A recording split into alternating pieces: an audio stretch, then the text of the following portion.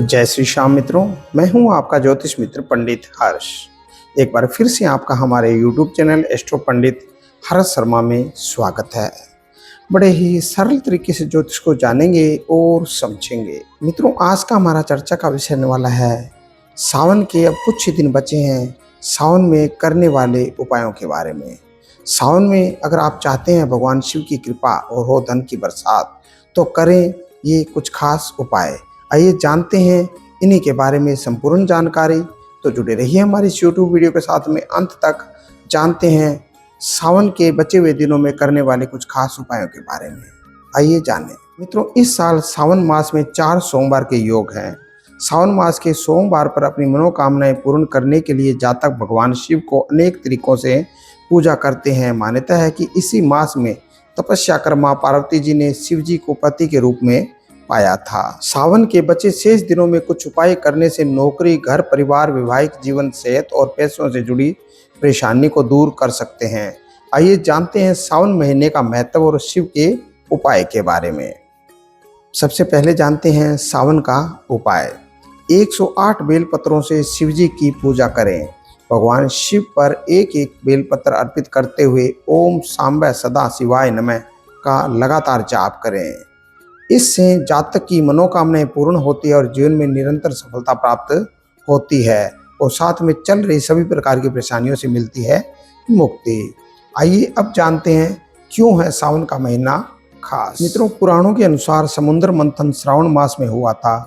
उस समय समुद्र मंथन से 14 प्रकार के तत्व, 14 रत्न निकले थे। इनमें से 13 तत्वों पर रत्नों का देवताओं व दानवों ने आपस में वितरण कर लिया। उन तत्वों में से एक तत्व हलाहल विष भी निकला। वह हलाहल विष भगवान शंकर को दिया गया। हलाहल विष शंकर भगवान ने अपने कंठ गले में धारण किया। उससे भगवान शंकर जी का गला नीला पड़ गया। इससे भगवान शंकर नीलकंठ कहलाए।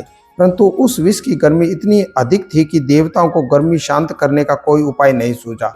इस पर चंद्रदेव को शिव शंकर के मस्तक पर धारण किया गया तथा भगवान शंकर के मस्तक पर ही गंगा अवतरित किया गया। फिर भी ताप कम नहीं हुआ। तब जाकर सहस्त्र जल धाराओं से भगवान शंकर का अभिषेक किया गया। तभी से भगवान शंकर पर जल चढ़ाने की परंपरा व धारणा चली आ रही है। मित्रों, हर जातक अपनी अलग अलग कामनाओं के साथ जलाभिषेक करते हैं। इससे सही विधान का ध्यान रखा जाए तो अति शुभकारी लाभ प्राप्त होते हैं।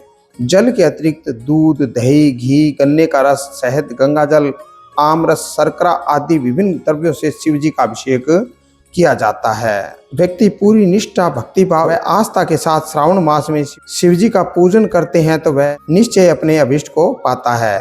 कामना पूर्ति के लिए विधि पूर्वक जलाभिषेक अनिवार्य माना जाता है। मित्रों, ये थी कुछ खास और विशेष जानकारी सावन मास में भगवान शिव जी की कृपा पाने के लिए सावन के बचे हुए शेष दिनों में करने वाले उपाय के बारे में, और जाना सावन का महत्व क्या है।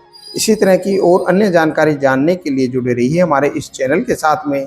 हमारे इस चैनल पर ज्योतिष को बड़े ही सरल भाषा में बताया और समझाया जाता है। आज के लिए बस इतना ही मित्रों। जय श्री श्याम।